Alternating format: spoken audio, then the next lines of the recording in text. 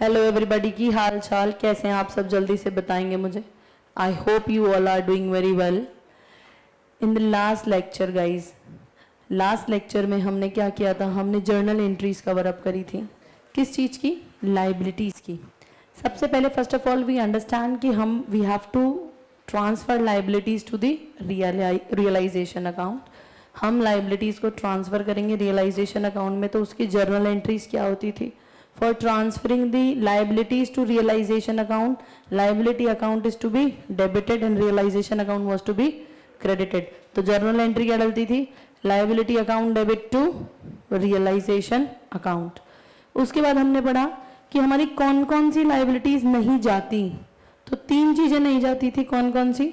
Partners loan, partners capital और retain profits. Partners का loan और पार्टनर्स की कैपिटल क्यों नहीं जाती? क्योंकि उनका अलग अकाउंट बनता है।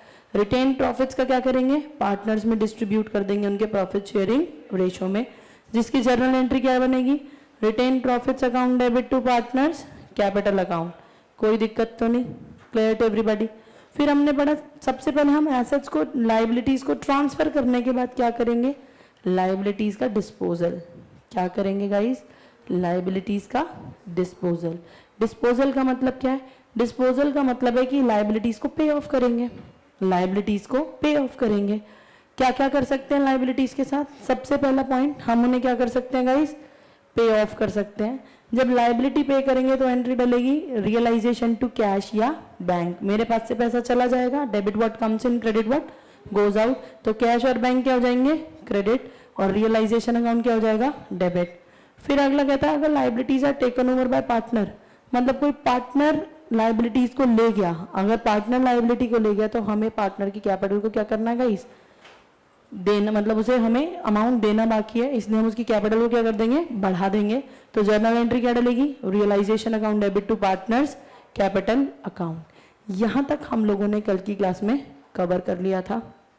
और क्या किया जा सकता है? या तो लाइबिलिटीज को पे किया जा सकता है, या फिर लाइबिलिटीज को पार्टनर लेके जा सकता है, या फिर तीसरा पॉइंट हमारी एसेट्स लेके जा सकता है। कौन? क्रेडिटर। हमारी asset is taken over bye creditor. समझ आ रही है बात? तो थर्ड पॉइंट यहां पर सी पॉइंट लिखेंगे सब। सी पॉइंट हमारा आता है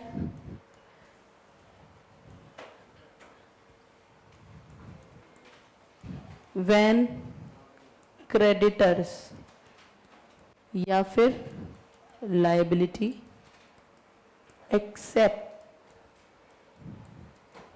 assets।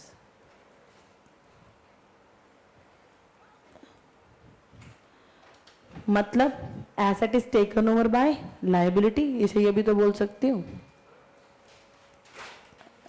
Asset is taken over bye liability. जैसे कल के केस में हमने पढ़ा था कि हमारे क्रेडिटर ने स्टॉक को एक्सेप्ट कर लिया था, याद है? यहां पे सेम वही कॉन्सेप्ट लगेगा। या तो दो केसेस हो सकते थे, याद है? सबसे पहला फुल सेटलमेंट, क्रेडिटर को हमने क्या पे कर दिया गाइस? एसेट। क्रेडिटर को हमने क्या दे दिया? एसेट। जैसे हमने एसेट दिया क्रेडिटर को, रियलाइजेशन से क्रेडिटर भी गायब और रियलाइजेशन से स्टॉक भी गायब, कोई भी एसेट गायब। तो उससे क्या होगा? क्या इसकी जर्नल एंट्री डलेगी? फुल सेटलमेंट वाले की जर्नल एंट्री डलेगी या नहीं? बताइए प्लीज। कल किया था हमने नो एंट्री, याद है? तो हमारी फुल सेटलमेंट में क्या हो जाएगा गाइस? No entry. कोई प्रॉब्लम नहीं होनी चाहिए। कल इस पे बहुत लंबी चर्चा करी हमने। दूसरा केस था हमारा पार्शियल पेमेंट। दूसरा पॉइंट क्या था गाइस हमारा? Partial payment. मतलब जब आधी लाइबिलिटी या कुछ पार्ट ऑफ लाइबिलिटी हमने एसेट से सेटल कर दिया, बाकी बचा हुआ हमें क्या करना पड़ता है? पे करना पड़ता है। पार्शियल हमने क्या कर दिया? एसेट से सेट ऑफ कर दिया, और पार्शियली हमें क्या करना पड़ता है? पे। तो ऐसे केस में क्या किया जाएगा? जो पार्शियल पेमेंट है उसमें जो रिमेनिंग पार्ट है उसे हम क्या करेंगे? पे ऑफ करेंगे। रिमेनिंग पार्ट, या ऐसे कह सकते हैं रिमेनिंग क्रेडिटर्स या remaining liabilities are to be paid off.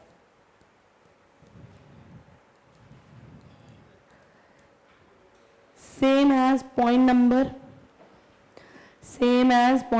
C. Point कौन सा था, फोर्थ या थर्ड, एक बार देख के बताओ, थर्ड में था ये पॉइंट या फोर्थ पॉइंट में था, चेक करो, थर्ड में था if I am not wrong, third का सी है ना, इसमें लिख दोगे same as in point 3 C part. Any doubt? Clear? सबको समझ आ रहा है, कोई दिक्कत तो नहीं? Done everybody? ग्रेट. तो हमारे क्रेडिटर्स अगर एसेट एक्सेप्ट कर लेते हैं फुल सेटलमेंट में, नो एंट्री, क्योंकि एक तरफ से क्रेडिटर गायब, एक तरफ से एसेट गायब रियलाइजेशन में. अगर पार्शियल पेमेंट होती है, जैसे कल पड़ा था, याद दिलाऊं, 45,000 का स्टॉक था यहाँ पर, ये तो चाचा जी वाली बात थी, अच्छा रब कर दिया मैंने, याद दिला देती हूँ एक बार.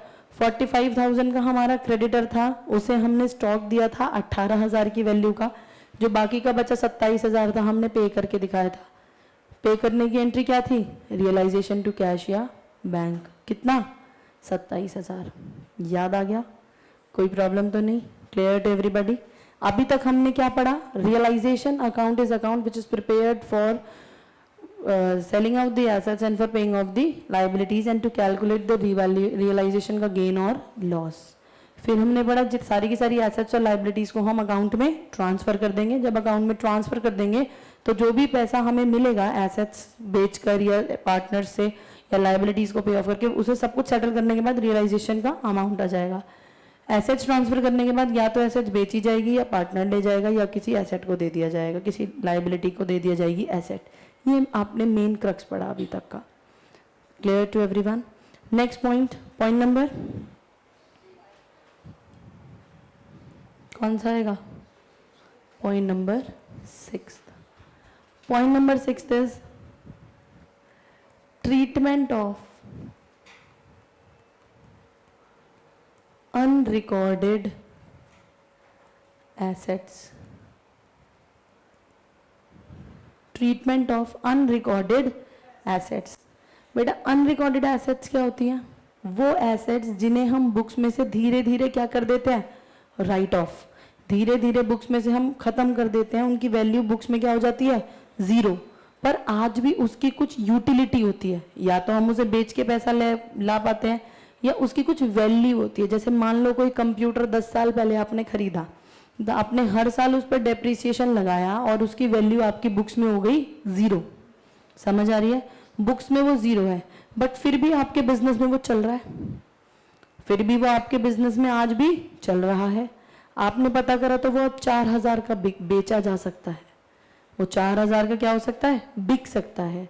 तो फायदा है आपका, नुकसान है, फायदा है. समझ आ रही है बात? कोई दिक्कत तो नहीं? इसी तरीके से ये होती है अनरिकॉर्डेड एसेट, या कोई ऐसी एसेट जो गलती से हम लिखना भूल गए. मान लो कोई मेरा क्रेडिट, हमारा डेटर था, हमारा कोई डेटर था जिसे हम गलती से लिखना भूल गए और वो पैसे ले आया. जब वो पैसे लेकर आया अपनी ड्यू डेट पे, तो हमें पता चला अरे ये भी था, तो दिस इज अनरिकॉर्डेड एसेट. समझ आ गई बात? कोई दिक्कत तो नहीं? अब सोच के बताओ, जो अनरिकॉर्डेड एसेट है उसका क्या करना चाहिए? क्या उसे रिकॉर्ड कर दूं? सोचो, क्या मैं एसेट अकाउंट खोल दूं? नहीं मैडम, कैसी बात कर रही हो, डिसोल्यूशन में तो सारे अकाउंट क्या कर रहे हैं, बंद, तो नया अकाउंट तो खोलेंगे ही नहीं. तो क्या हो सकता है बताओ, अनरिकॉर्डेड एसेट के साथ क्या हो सकता है बेटा? दो बातें हो सकती हैं.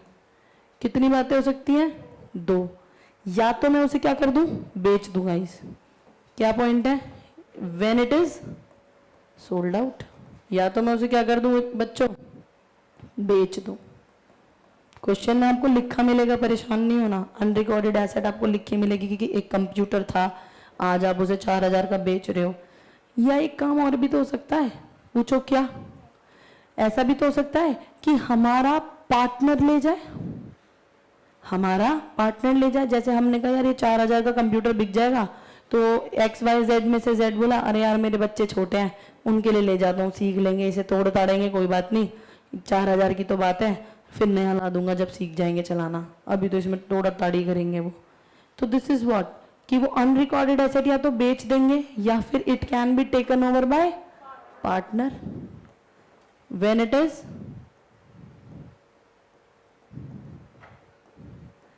Taken over by partner. मेरे बच्चों, you all are very smart. आप मुझे बड़े आराम से बता सकते हो कि जब वो बेचा जाएगा तो एंट्री क्या होनी चाहिए, और जब वो पार्टनर को दे दिया जाएगा तो एंट्री क्या होनी चाहिए। जिससे पूछूंगी वो जवाब देगा। हाँ भाई, ऑनलाइन ध्यान। बेटे, एसेट बेच दी, अनरिकॉर्डेड एसेट थी, बेच दी, कंप्यूटर बेच दिया 4000 का, क्या करूं उसका पता। 4000 का कंप्यूटर बेच दिया, क्या करेंगे? Oh well done, keep it up. Cash और bank account debit to realisation account, बिल्कुल सही जवाब। क्यों भाई साहब? पैसा आएगा, debit what comes in, credit what goes out, तो पैसा आ गया और हमारा क्या हो गया? फायदा। मौजा ही मौजा यार। और फायदे को क्या करेंगे? रियलाइजेशन अकाउंट में क्रेडिट कर देंगे। समझ आया? तो जर्नल एंट्री क्या बनेगी मेरे बच्चों? Cash account debit.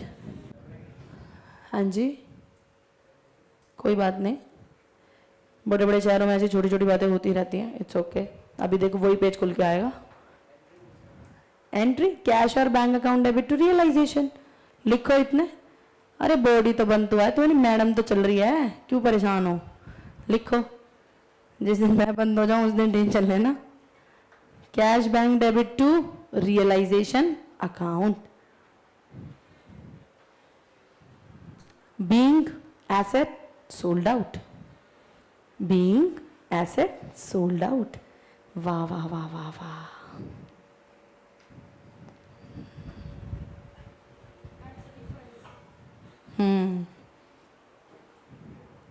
क्या कह रहे हैं? समझ आ रही है बात? At selling price, obviously at selling price, या एट एन एग्रीड वैल्यू भी कह सकते हो। एट सेलिंग प्राइस जाएगा। बेटा why are you writing with your pencil? तो सबसे पहला पॉइंट हमारा क्या आ जाएगा?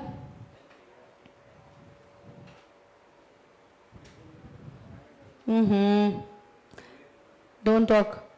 दो बातें हैं अनरिकॉर्डेड एसेट की, दो बातें हैं। क्या? या तो उसे बेच दिया, बेच दिया तो कैश डेबिट टू रियलाइजेशन, या उसे पार्टनर ले गया। हाँ जी सर, पार्टनर अगर ले गया तो पार्टनर की कैपिटल डेबिट करूं या क्रेडिट करूं? डेबिट कर दूं। जब एसेट ले गया तो पार्टनर को क्या कर देना चाहिए? डेबिट। हम उसकी कैपिटल को क्या कर देंगे? कम। हम कहेंगे भाई तू हमारा कंप्यूटर लेके जा रहा है, 4000 रुपए तेरी कैपिटल से क्या कर लेंगे? कम। तो पार्टनर्स की कैपिटल डेबिट कर देंगे टू, करेक्ट। क्या करेंगे बता दो?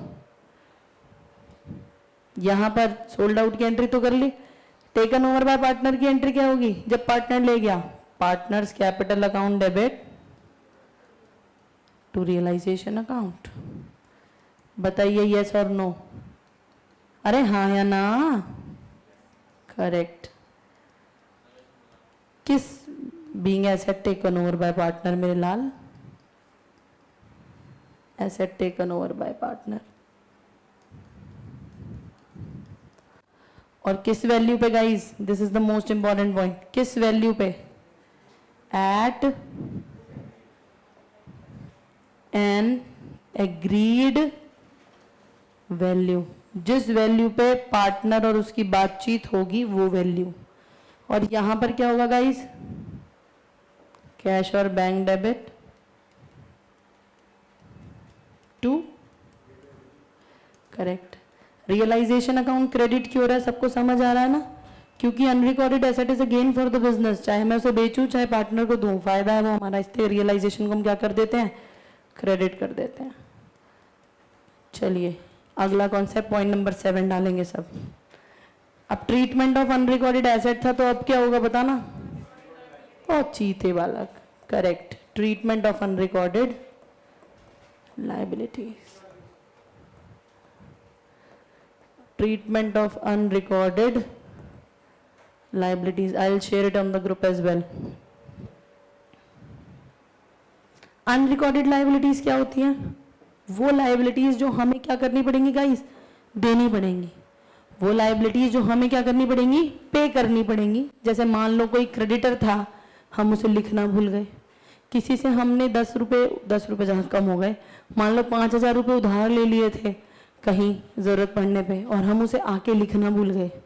फिर जब उस इंसान ने हमसे तकाता करा कि भाई मेरे पैसे तो दे दे, हमने कहा मैंने कब पैसे लिए थे, उसने बोला याद कर उस दिन वहाँ ऐसे ऐसे खड़े थे, हमने कहा अरे हाँ हमारे तो दिमाग से निकल गया।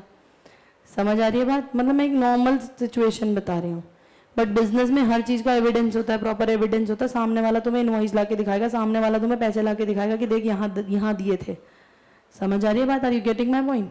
तो इसलिए ट्रीटमेंट ऑफ अनरिकॉर्डेड लाइबिलिटीज है कि वो लाइबिलिटी जो हमें क्या करनी पड़ेगी, देनी पड़ेगी।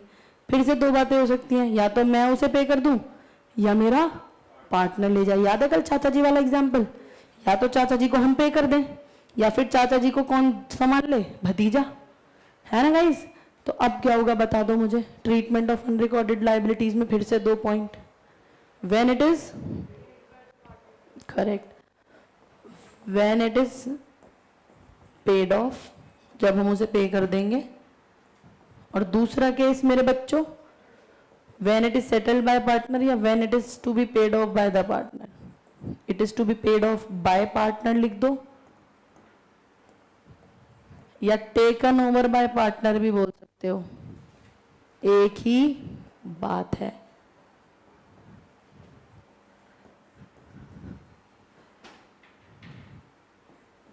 तो क्या किया जाएगा?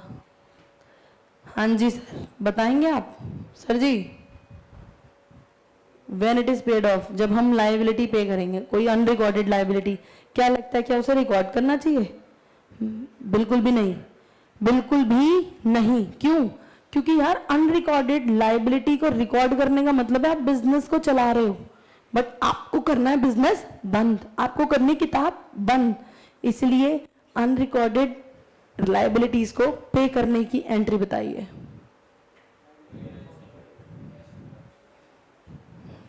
लाइबिलिटी डेबिट टू कैश और बैंक। भाई साहब, क्या लाइबिलिटी मेरे पास रिकॉर्डेड थी जो आप उसे डेबिट करा रहे हो? क्या करूंगी? Realisation account debit to cash और bank. Well done, keep it up. समझ आ रहा है ना? बहुत इजी चैप्टर है guys. Realisation account debit to cash या bank, being liabilities paid off. अब क्या किया जाएगा बताओ? लाइबिलिटी पार्टनर ले गया, पार्टनर ने कहा मेरी जिम्मेदारी है, मैं खुद देख लूंगा, इसे खुद पे कर दूंगा। जब वो खुद पे करेगा तो हम एंट्री क्या डालेंगे? Well done, realisation account debit to partners capital account. क्यों? क्योंकि कैपिटल को क्या कर देंगे हम? बढ़ा देंगे। हमारी जिम्मेदारी होगी, अगर वो पे भी करके आएगा तो हमारी जिम्मेदारी होगी उसे वापस पैसा देने की, तो उससे हम अब उसकी लाइबिलिटी को क्या कर देंगे? बढ़ा देंगे। तो जर्नल एंट्री क्या डलेगी? Realisation account debit to partners capital account. किस वैल्यू पे? यस, इस बात को ध्यान रखना, ठीक है? वो क्वेश्चन में ऐसे बताएगा उसकी मार्केट वैल्यू तो ये थी बट एग्री ये हुआ, तो तुम्हें याद रखना पड़ेगा eight an agreed price.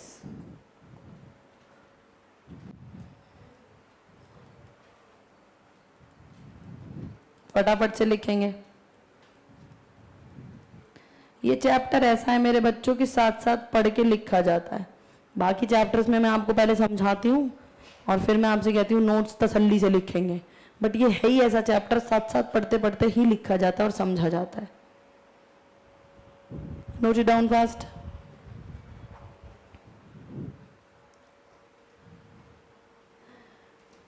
Yes ma'am, done done everybody. Next point. बहुत टाइम लगा रहे हो, ग्रुप पे भेज दूंगी। स्पेस तो पता चली गया ना कितना छोड़ना है। चलिए, पॉइंट नंबर 9 आ गया ना? 8 ही आया अभी। 1 minute, point number 8, unrecorded asset की एंट्री डाल दी, अनरिकॉर्डेड लायबिलिटी की एंट्री डाल दी। अब आपको सीखना है ट्रीटमेंट ऑफ प्रोविजंस। क्या सीखना है मेरे बच्चों?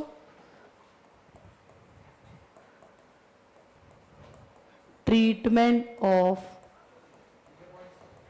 Provisions relating to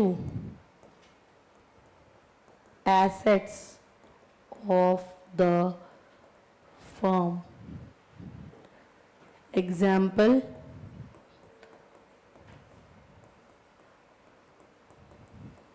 provision for doubtful debts, provision for depreciation,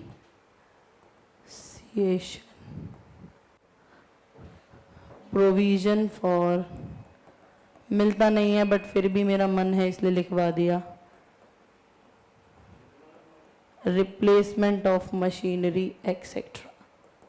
तीसरे वाले का नाम बता रही हूं, treatment of provisions relating to assets of the firm.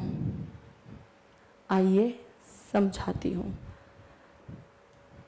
Guys, आपको बैलेंस शीट गिवन होगी, ठीक मेरे बच्चों?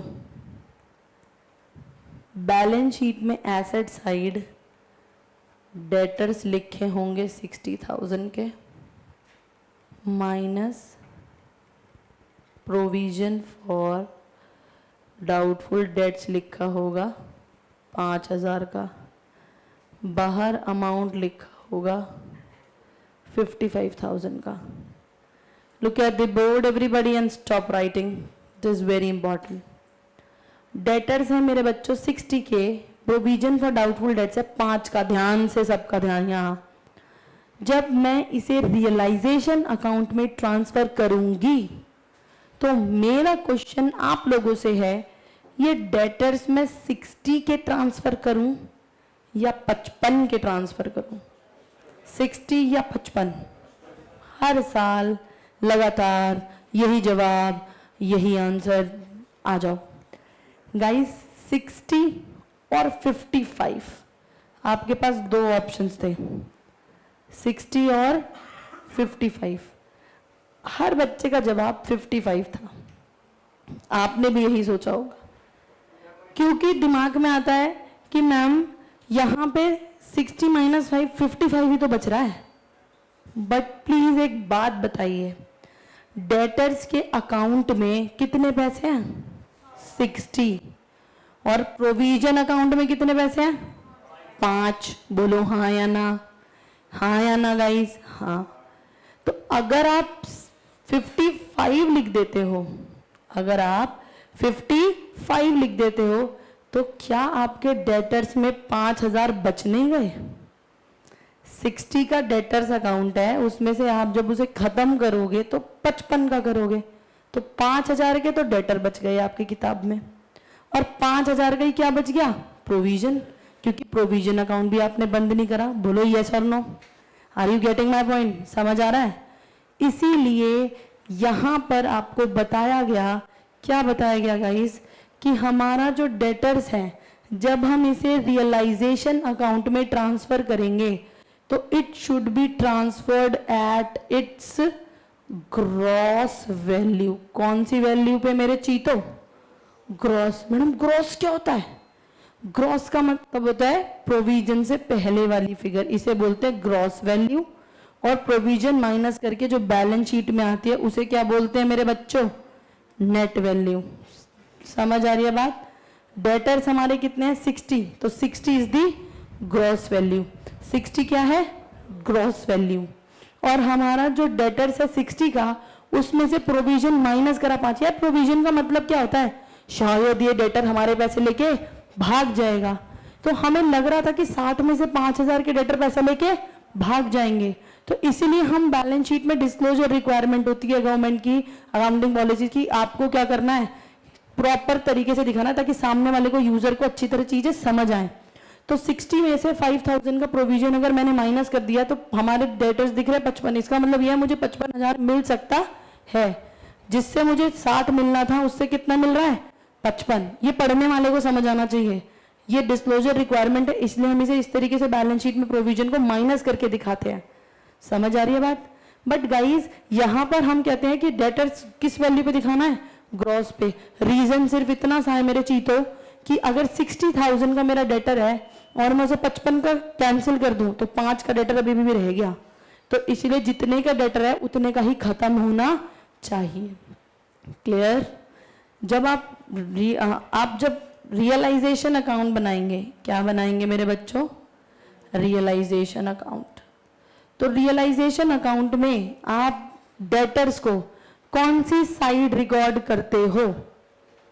कौन सी साइड रिकॉर्ड करते हो रियलाइजेशन में? जल्दी बताओ। डेबिट, क्योंकि यह एंट्री डालते हो रियलाइजेशन डेबिट टू डेटर। समझ आ रही है बात? यहां पर क्या लिख देते हैं हम गाइस? डेटर।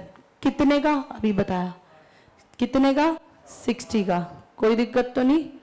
डेटर 60 का लिख दिया। जैसे ही डेटर यहां 60 का लिखा मेरे चीतो, वैसे ही हमारा ये प्रोविजन अकाउंट ओपन रह गया। बोलो हाँ या ना? तो हमें बताया गया कि इस प्रोविजन को क्या कर दो, रियलाइजेशन में ही क्रेडिट साइड खत्म करके दिखा दो।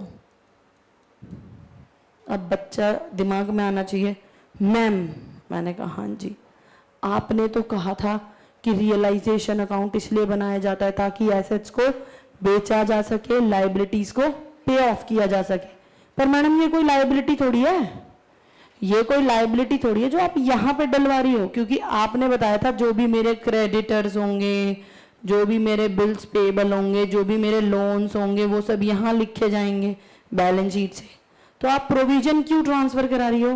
बेटा because I have to close down this provision का अकाउंट। ये अकाउंट में खुला तो नहीं रहने दे सकती ना कि छोड़े रहने दो। आ रही है बात समझ में? तो हम कहते हैं जो भी हमने अकाउंट, जो भी हमने प्रोविजन किसके लिए बनाया था गाइस? जो भी हमने प्रोविजन किसके लिए बनाया था? एसेट्स के लिए। तो जब हम एसेट्स को रियलाइजेशन में यहां ट्रांसफर कर रहे हैं तो हम उसका प्रोविजन भी उसके साथ ही ट्रांसफर करेंगे। बच्चा कहता है तो यहीं कर देती ना। बेटा कैसे कर दूं? प्रोविजन का कौन सा बैलेंस होता है? Credit balance. जब मैं प्रोविजन खत्म करूंगी तो उसे क्या करूंगी? डेबिट। तो रियलाइजेशन क्या करेंगे? क्रेडिट। एक बार रियलाइजेशन में प्रोविजन को ट्रांसफर करने के बाद उसका कुछ भी नहीं होगा, क्योंकि उसकी अकाउंटिंग एंट्री बंद हो चुकी है। कल मुझसे किसी ने पूछा था मैम बैड डेट्स का क्या होता है? किसी का सवाल था मेरे से क्लास में, बैड डेट्स का क्या होता है? तो बेटा एक क्वेश्चन ऐसा आएगा जिसमें प्रोविजन भी होगा, डेटर भी होगा, बैड डेट्स भी होंगे। ये क्लैरिटी आपको उस टाइम पर आ जाएगी कि मान लो यही मैं कह दूं क्वेश्चन में कि तुम्हारे बैड डेट्स हो गए 20,000 के। चलो समझा ही देती हूँ। मान लो आपको मैं क्वेश्चन में कह दूं तुम्हारे बैड डेट्स हो गए कितने के? 20 के। इसका मतलब डेटर से कितना पैसा मिल गया? इसका मतलब तुम्हें डेटर से कितना पैसा मिल गया बता सकते हो? 40 ना भाई। 60 के डेटर से 20 का बैड डेट्स हो गया, तो आपको डेटर से कितना पैसा मिला? 40 मिला। 40 की एंट्री क्या होगी? पैसा मिलने की एंट्री बताओ। पैसा मिलने की एंट्री बताओ। Cash debit to realisation to debtor. आपके मन में बिल्कुल ठीक आ रहा है, पर डेटर तो कहाँ है? रियलाइजेशन में। तो एंट्री क्या डलेगी? Cash to realisation. तो यहां पे आप कैश से कितना लिख दोगे? 40। अगर इन तीनों चीजों को ढंग से देखो तो आपका नुकसान कितने का आ रहा है? 15 का या 20 का? 15 का या 20 का? निकाल के देखो। आपका जो ये नुकसान आ रहा है यहाँ पे बैलेंसिंग फिगर मेरे चीतों मेरे बाल को कितने का आ रहा है? और प्रैक्टिकली जो आपने कॉन्सेप्ट पढ़ा कि प्रोविजन इसी दिन के लिए बनाया जाता है कि अगर मेरा पैसा डूब जाए तो मैं उससे ले लूं, है ना? तो 20 में से कितने का प्रोविजन झेल लेगा? 5। बाकी का बचा नुकसान कितना? 15। तो हो आज भी यही रहा है। अगर 20 का ही प्रोविजन है तो भी कोई फर्क नहीं पड़ेगा चीते। अगर यहाँ 20 का प्रोविजन होगा, देखो अगर यहाँ 20 का प्रोविजन होगा तो ऑटोमेटिकली ना गेन ना लॉस। प्रोविजन यहाँ डाल के खत्म कर दिया ना। जो पैसा मिला है उसकी अलग एंट्री डलेगी। मैं आपको ये समझाना चाह रही हूँ, हो वो ही रहा है अकाउंटिंग ट्रीटमेंट, बट सिर्फ फर्क कितना है, डेटर को डेबिट में लिख दिया सानवी, और जो उसका प्रोविजन आया उसे कहाँ डाल दिया, क्रेडिट साइड। क्यों डाल दिया credit side, because we have to close the provision account as well. और रियलाइजेशन में क्यों डाले गए, क्योंकि जहां हमारी एसेट होगी वहीं हमारा अकाउंट होगा प्रोविजन का, क्योंकि प्रोविजन उस अकाउंट के लिए ही बनाया जा रहा है, प्रोविजन उस एसेट के लिए ही बनाया जाता है। क्लियर, कोई दिक्कत। क्रेडिट में क्यों गया, क्योंकि प्रोविजन का क्रेडिट बैलेंस होता है, प्रोविजन प्रॉफिट में से बनता है, क्रेडिट बैलेंस होता है, तो इसीलिए जब उसे खत्म करूंगी तो प्रोविजन क्या हो जाएगा, डेबिट, और हमारी रियलाइजेशन क्या हो जाएगा गाइस, क्रेडिट। इसलिए यहां जर्नल एंट्री क्या डलेगी चीतो, यहां जर्नल एंट्री डलेगी आपकी ये, provision for doubtful debts account debit, provision for जो भी दे रखा है, डेप्रीसिएशन अकाउंट डेबिट, या फिर provision for replacement of machinery या machine replacement account debit to realisation account. Liabilities का भी क्रेडिट बैलेंस, तो लाइबिलिटीज की एंट्री भी लाइबिलिटी टू रियलाइजेशन डलती है, प्रोविजन का भी क्रेडिट बैलेंस, इसलिए प्रोविजन टू रियलाइजेशन डलती है, being provisions transferred to realisation account.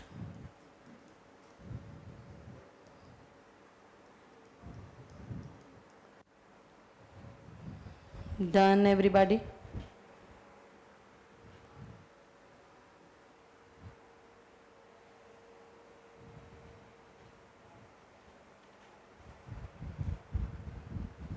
किसी को कोई दिक्कत तो बताइए।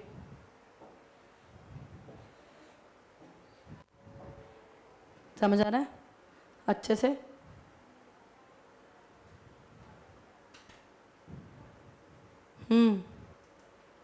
इधर हो गया।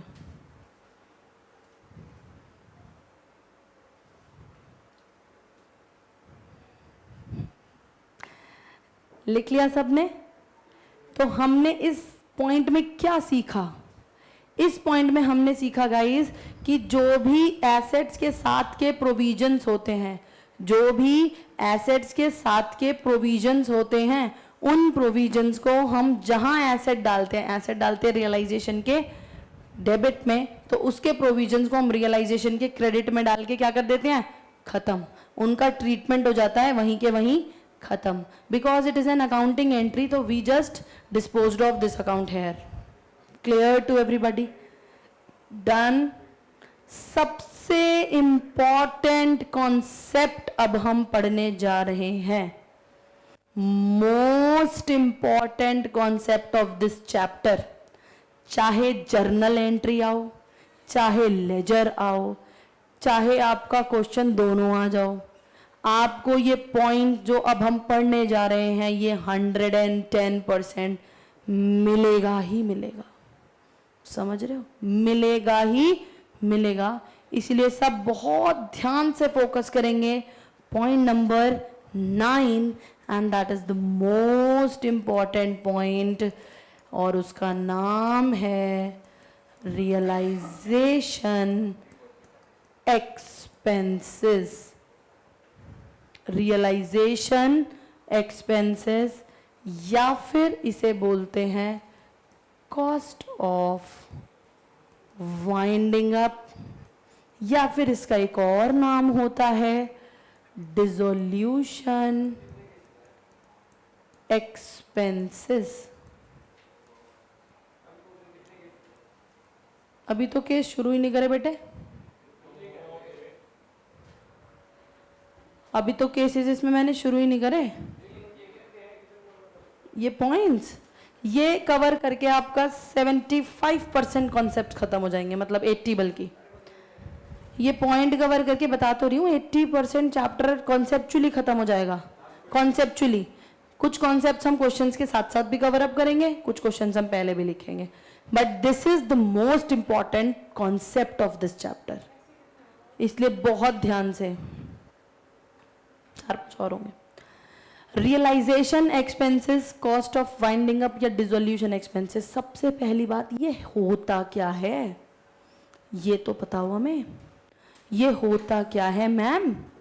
तो गाइस ये हमारे वो खर्चे होते हैं जो हमें डिसोल्यूशन प्रोसेस के दौरान करने पड़ते हैं। बच्चा कहता है डिसोल्यूशन प्रोसेस, ये डिसोल्यूशन प्रोसेस क्या है बेटे? क्या बिजनेस रातों रात बंद हो जाता है? एक ही केस में, जब वो क्या हो, फ्रॉड, उठा के भाग गए, अपना बोरिया बिस्तर लेके भाग गए, ढूंढ लो जहां ढूंढते हो। समझ आ रही है बात? इसके अलावा बिजनेस कभी भी इस तरीके से बंद नहीं होते। It takes time. हम 2 दिन से यही डिस्कस कर रहे हैं, 10 दिन, 15 दिन, महीना, 4 महीना, और बड़े बड़े बिजनेस को सालों लगते हैं बंद होने में, 2-2, 3-3 साल लगते हैं। तो जब वो 2-2, 3-3 साल तक चलते रहेंगे, या हम एग्जाम्पल लेते हैं, मान लो पार्टनरशिप फॉर्म 3 महीने तक जिंदा है, जिंदा in the sense dissolution process कर रही है, यार टाइम तो लगेगा भाई। लैंड बेचेंगे, बिल्डिंग बेचेंगे, मशीनरी बेचने के लिए किसी इंजीनियर को बुलाएंगे, वो चेक करेगा भाई इसकी कितनी वैल्यू है, कितने में बिक सकती है। ऐसी गाड़ी को ट्रू वैल्यू पे लगाएंगे, कहीं लगाएंगे कि भाई ज़्यादा से ज़्यादा इसकी वैल्यू कितनी मिले, तो बेटा टाइम लगेगा या ऑन द स्पॉट हो जाएगा? टाइम लगेगा। ऐसे ही हम बैंक के पास जाएंगे, अलग अलग क्रेडिटर्स से मीटिंग करेंगे कि भाई हमारा बिजनेस बंद हो रहा है, तो कितना डिस्काउंट दे देगा, तुझे टाइम से पहले पैसे देंगे, कैसे करें, कितना पैसा माफ कर सकता है, हमारे हालात ऐसे चल रहे हैं, तेरा प्रॉफिट मार्जिन कम हो जाएगा, थोड़ा बहुत कर ले भाई। तो इन सब बातों में क्या लगता है गाइस? टाइम। तो जिस टाइम पे मान लो 2-3 महीने हमारा ये डिसोल्यूशन प्रोसेस चल रहा है, तो उस टाइम पे जो भी खर्चा होगा, क्या उस टाइम पे झाड़ू पोछा नहीं लगेगा बिजनेस में? सोचो, बिजनेस में क्या पियोन नहीं होगा? होगा। काम चल रहा होगा, थोड़ा बहुत मंदा चल रहा होगा, पर थोड़ा बहुत काम चल रहा होगा, थोड़े बहुत एम्प्लॉइज रहते होंगे, थोड़े बहुत को निकाल चुके होंगे, जो भी होगा, तो कुछ को सैलरी भी दे रहे होंगे। तो these all are what? Dissolution expenses. इन्हें क्या बोलते हैं? डिसोल्यूशन एक्सपेंसेस या फिर रियलाइजेशन एक्सपेंसेस। सैलरी को छोड़ दो, बट जो डिसोल्यूशन करने की वजह से जो भी खर्चे होते हैं, जैसे कि जो इंजीनियर आएगा, फ्री में आएगा क्या? वो पैसे नहीं लेके जाएगा, फीस लेके जाएगा। डिसोल्यूशन प्रोसेस का ये अमाउंट है वो, तो वो डिसोल्यूशन का खर्चा है गाइस। जैसे कि हम क्रेडिटर से बात करने जाएंगे, बैंक के पास जाएंगे, तो हमारा पेट्रोल नहीं लगेगा क्या? वो भी डिसोल्यूशन प्रोसेस का खर्चा है। Clear to everybody? तो कॉस्ट ऑफ वाइंडिंग अप बोलूं, रियलाइजेशन एक्सपेंस बोलूं, या डिसोल्यूशन एक्सपेंस बोलूं, बात एक ही है। क्लियर हो रही है बात? सबसे पहले इसकी डेफिनेशन लिखो, ये होता क्या है। सबसे पहले लिखेंगे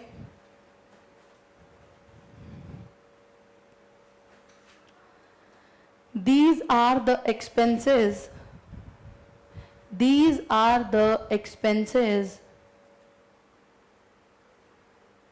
incurred, INCURRED. These are the expenses incurred during the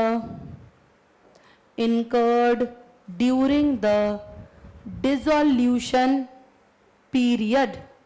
during the dissolution period. अब आप समझ गए होंगे कि जो डिसोल्यूशन, जब बिजनेस बंद हो रहा है 10 दिन, 20 दिन, 2 महीना, 3 महीना, उसमें जो खर्चे किए जा रहे हैं, for what? For winding up the business. Dissolution period for dissolution, वो खर्चा जो डिसोल्यूशन करने के लिए डिसोल्यूशन पीरियड में किया जा रहा है। लिखो फॉर डिसोल्यूशन चीते। These are the expenses incurred during the dissolution period for dissolution of the firm. Cost of winding up का मतलब होता है बंद होना, डिसोल्यूशन का मतलब खुद होता है बंद होना, और रियलाइजेशन एक्सपेंस नाम इसलिए दिया गया कि आप एसेट्स को रियलाइज करके लायबिलिटीज को पे ऑफ करने के लिए ही खर्चा कर रहे होगे, इसलिए रियलाइजेशन एक्सपेंस नाम दिया। कोई दिक्कत तो नहीं है? कोई परेशानी? Clear to everybody? अब यहाँ पर रियलाइजेशन एक्सपेंसेस पढ़ने के लिए आपको 2 शब्द पता होने चाहिए, मोस्ट इंपॉर्टेंट। अगर आपको वो 2 शब्द पता है तो आप मानोगे नहीं, आप एंट्री सही बता दोगे मुझे। अगले केसेस करेंगे हम 5 केस, आप उन 5 केसेस को बड़ी मजे में मुझे सही बताते चले जाओगे सिर्फ 2 शब्द के बेसिस पे। और वो 2 शब्द क्या हैं बेटा? एक शब्द होता है बॉर्न बाय और एक शब्द होता है पेड बाय। बॉर्न बाय का मतलब होता है, आप लिखेंगे साथ में यहां पर बॉर्न बाय। बॉर्न बाय का मतलब होता है who is responsible for it, who is responsible for it. अरे हिंदी में जिम्मेदारी किसकी थी यार? बॉर्न बाय का मतलब क्या है? जिम्मेदारी किसकी है। लिख लो इसे, हिंदी में भी लिख लो। जिम्मेदारी लिखना आता है या भूल चुके हो 10th के बाद हिंदी लिखनी? हाँ इंग्लिश लिख लो बेटा, तुम्हें तो आदत है मैसेजों पे चैट करने की दिन रात। यही तो हमारे देश का भविष्य हो रहा है, इंग्लिश। इंग्लिश लिख ले क्या? इंग्लिश तो पढ़ाई करते हो और हिंदी को पूरी भूलते जा रहे हो। मैंने 8th में पढ़ी थी अपने लास्ट हिंदी, 9th 10th में संस्कृत थी मेरे पास। Born by who is responsible for it मतलब जिम्मेदारी किसकी थी, और पेड बाय का मतलब है पे किसने किया। समझ रहे हो? पेड बाय का मतलब क्या है? हु पेड इट, या हिंदी में लिख सकते हो पे किसने किया। समझ आई बात? ये 2 शब्द आपको क्वेश्चन में पकड़ने हैं और भाई साहब आप ऐसे जर्नल एंट्री बना दोगे, ऐसे। आई बेट इट। पहले ये शब्द समझ लिए, बॉर्न बाय मतलब जिम्मेदारी किसकी। वाह वाह वाह, मैं कह रही हूं बॉर्न बाय, कह रही हूं पेड इट। बॉर्न बाय मतलब जिम्मेदारी किसकी है, और पेड बाय मतलब पे किसने किया। समझ आ रही है बात? हमें बस क्वेश्चन में ये देखना है जिम्मेदारी किसकी है और पे कौन कर रहा है। फटाफट से क्वेश्चन देखेंगे। केस नंबर 1, जिससे पूछूंगी वो जवाब देगा। केस 1,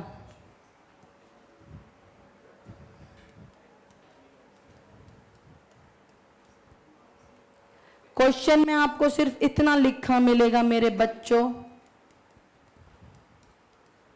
रियलाइजेशन एक्सपेंसेस वर ₹10,000। क्या लिखा मिलेगा? सिर्फ रियलाइजेशन एक्सपेंसेस वर ₹10,000। इसका मतलब आपका डिसोल्यूशन पे खर्चा कितना हो गया? 10,000। गाइस अगर रियलाइजेशन के टाइम पे 10,000 का खर्चा हो गया मेरे चीतो, तो वो खर्चा किसकी जिम्मेदारी थी? किसकी थी? फर्म की या पार्टनर की? फर्म की या पार्टनर कह रही हूं मैं, पार्टनर्स नहीं कह रही हूं, क्योंकि अगर मैं पार्टनर्स कहूंगी तो सारे पार्टनर्स कवर हो जाएंगे फर्म में। फर्म की जिम्मेदारी किसकी है? जब मैंने कुछ नहीं दे रखा तो ऑब्वियसली फर्म की जिम्मेदारी। फर्म मतलब सब इकट्ठे, समझो ना। मान लो 5 पार्टनर है, 1 2 3 4 5, तो पांचों को मिला के क्या बोलते हैं? फर्म। तो जिम्मेदारी किसकी है? फर्म की। जिम्मेदारी किसकी है? फर्म की। क्या मैंने मेंशन किया है किसने पे किया, कब पे करा, कैसे पे करा? ना। इसका मतलब पे भी किसने कर दिया? फर्म ने। Very good. जिम्मेदारी भी फर्म की, पे भी फर्म कर रही है। तो मुझे बताओ, जब हम पेमेंट करेंगे तो कैश या बैंक क्या होगा?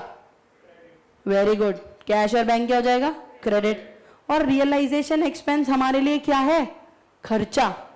Debit all expenses and losses, credit all incomes and gains के रूल से क्या मैं रियलाइजेशन एक्सपेंस नाम का अकाउंट ओपन कर सकती हूं? क्या मैं एक खर्चे का अकाउंट खोल दूं? नहीं भाई साहब, बिजनेस क्या कर रहे हैं? बंद। किताब क्या कर रहे हैं? बंद। तो एक नया अकाउंट ओपन नहीं होगा। फिर कौन सा यूज होगा? रियलाइजेशन। इसीलिए तो खोला है इस अकाउंट को, इसीलिए तो खोला है कि हम एसेट्स को रियलाइज कर दे, सारा डिसोल्यूशन प्रोसेस कंप्लीट कर सके। तो इसीलिए क्या एंट्री डलेगी? फटाफट से बोलेंगे। वेरी गुड, करेक्ट जवाब। Realisation account debit to cash या bank account, being expenses paid. अगर किसी को समझ नहीं आया तो please ask.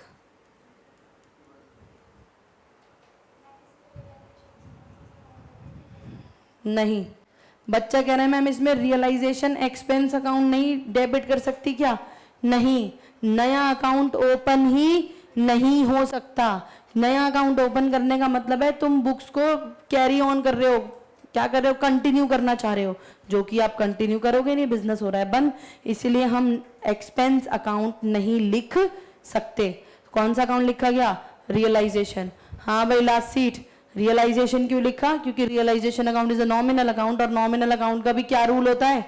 Debit all expenses and losses, credit all incomes and gains, इसलिए रियलाइजेशन अकाउंट को डेबिट कर दिया गया और कैश और बैंक मेरे पास से चला गया, इसलिए उसे क्या कर दिया गया? क्रेडिट। किसी को कोई डाउट है तो बताइए। क्लियर अच्छे से? Case number 2, case 2,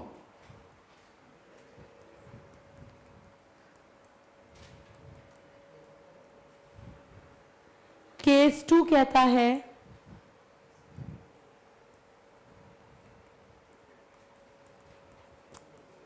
realization expenses were ₹20,000। उसने बताया realization expenses कितने थे? 20,000 and it were, क्या प्रॉब्लम है, क्यों बातें हो रही हैं? It were paid by Raman, और रमन कौन है? आप पार्टनर। बेहतरीन क्वेश्चन, अगर ये सीख लिया तो बाकी सारे पॉइंट्स ऐसे बता दोगे, पिछला भी तुमने ही बताया। कह रहा है रियलाइजेशन का खर्चा हुआ है 20,000 का और उसे पे कर दिया हमारे एक पार्टनर ने जिसका नाम क्या है? रमन। मान लो 2 ही पार्टनर्स थे, रमन और चमन, तो रमन ने पे कर दिया। समझ आ रही है बात? अब प्लीज सोचो, जिम्मेदारी किसकी है? क्या मैंने यहां बताया कि जिम्मेदारी रमन की थी? क्या हमने यहां बताया कि जिम्मेदारी किसकी है? नहीं। मैम पर पेमेंट तो बताइए। अरे यार 2 शब्द अलग जब ही तो समझाए हैं। जिम्मेदारी अलग शब्द है, पेमेंट अलग शब्द है। समझ आ रही है बात? जिम्मेदारी किसकी? फर्म की। जब तक क्वेश्चन कुछ ना बोले हमेशा जिम्मेदारी किसकी होगी? फर्म की। समझ आ रही है बात? तो जिम्मेदारी किसकी है? फर्म की। पे कौन कर रहा है? Very good, Raman. पे कौन कर रहा है? रमन। तो क्या मेरे फर्म का कैश और बैंक में कुछ फर्क पड़ेगा क्या? नहीं। अब रमन पे कराया, जैसे मान लो खर्चा था प्रोजेक्टाइल ग्लासेस का और आप में से कोई पे कराया, तो क्या हम आपको पैसे देंगे? नहीं देंगे? बिल्कुल देंगे। हम कहेंगे बेटा ये लीजिए पेमेंट। तो इसी तरीके से जिम्मेदारी है फर्म की, पे कर क्या रहा है? कौन? पार्टनर। जिम्मेदारी किसकी है? फर्म की। पे कौन कर रहा है? पार्टनर। तो मेरे को बताओ पार्टनर के कैपिटल को बढ़ाना चाहिए या घटाना चाहिए? भाई साहब रमन की कैपिटल डेबिट करूं या क्रेडिट करूं? हम उसे पैसा क्या करेंगे? देंगे। तो कैपिटल बढ़ जाएगी, इसलिए रमन की कैपिटल को क्या करेंगे? क्रेडिट। और हमारा खर्चा है ना, हमारा मतलब फर्म, हमारा खर्चा है तो रियलाइजेशन क्या हो जाएगा? डेबिट। तो जर्नल एंट्री क्या बनी चीतो? रियलाइजेशन अकाउंट डेबिट, क्योंकि it is my expense to Raman's capital account. Raman की कैपिटल हमने क्रेडिट क्यों कर दी? क्योंकि हमें रमन को पैसा देना बाकी है, तो it will increase his capital being expenses recorded. बताइए यहां तक किसी को कोई प्रॉब्लम है तो? Clear to you all people? समझ आया सबको अच्छे से? कोई दिक्कत तो नहीं? कल बिल्कुल यहीं से हम इस टॉपिक को स्टार्ट करेंगे, रीस्टार्ट। ठीक है? कल मिलेंगे सेम टाइम सेम जगह।